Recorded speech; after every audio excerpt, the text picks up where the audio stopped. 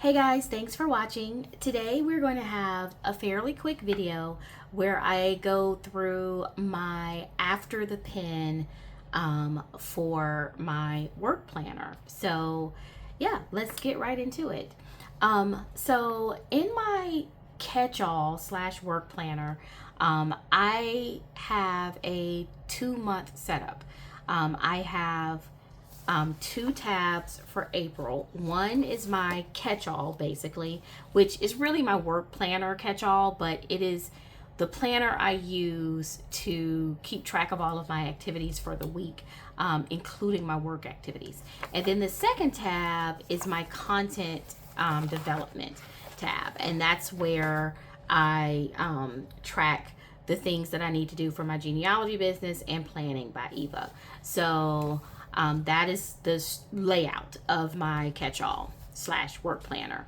I decorate both tabs every week during the month. I only usually show one or the other on Sundays when I post my weekly videos. It's either my content planner or the catch-all work section. But today I wanted to go through both of them and do an after the pen for those sections. So in my catch-all section, I use the Work Plus Life layout, and I time block in that layout. So I am very checklist heavy, so I don't have much after the pen, if I'm being honest with you. I go in and I check off when I have accomplished something that I had planned for that week. That's basically what my after the pen looks like. I don't journal in this planner. I don't really do any memory keeping. It is truly just planning. And I generally sit down on Sundays and I write down all the tasks that I need to accomplish for that week. I'm happy to say that I was able to check everything off, and I was able to accomplish my tasks. So that's great. I was on vacation earlier in the week, and then later in the week, I went back to work. It was an extremely busy week, I will say that, because a lot of stuff was compressed into 2 or 3 days coming from vacation. So very busy week, but I'm very happy that this time blocking really helped me balance that. So yeah, this is what my after the pen looked like for the week of April 14th. So I have already set up the week of April 21st. I have a video up showing me setting up this layout. Pretty simple, pretty straightforward. So let's go to my after the pen for my content planner.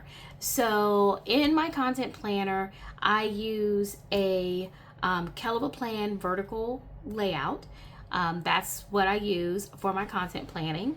And like I said, I'm very much a list person. So I go through and I make lists of what I need to do. I use my vertical for my content planner by section. So the top section is where I list content that I need to film and edit. So film and or edit. So that's what the top section is all about. The middle section is my posting section. So these are videos that I need to actually post. And then the bottom section is my social media section. And so that's where I manage or plan my social media posts. And just like with the other layout, I just come in here and I check it off as I am finished with it. So that's how I use it.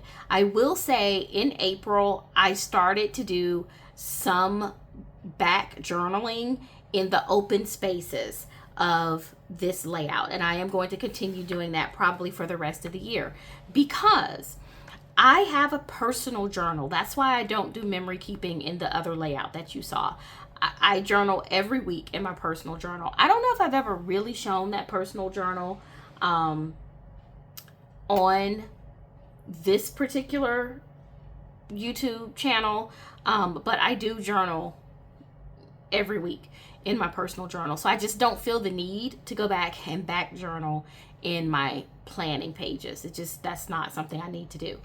But in my content journal, or content planner, which is about Planning by Eva and my genealogy company, I do need a place just to reflect. Not a full journal, but just if I'm struggling with something, like right now I'm really struggling with social media, just a place to reflect on that. I feel like this is a good layout because I always have open spaces, as you can see, and I'm fine with open spaces, but it does mean I do have some space in this planner layout to actually do some reflection. That's what I'll call it, more so than memory keeping or journaling.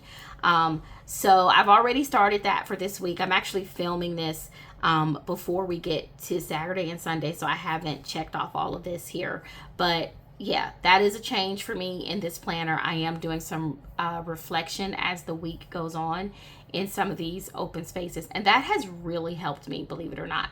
But this is what my After the Pen looks like. I am already set up for the upcoming week. This layout was not a video because I only do a video of one of them. I've tried to do both in a video and it just takes way too long. It already takes me too long to do one layout, but this is the layout for the upcoming week, and I will probably show you guys the After the Pen for this week as well. So that's it for my After the Pen for my work planners. I hope you enjoyed this video. I hope you enjoyed seeing how I actually use my planners throughout the week. So thanks for watching and happy planning.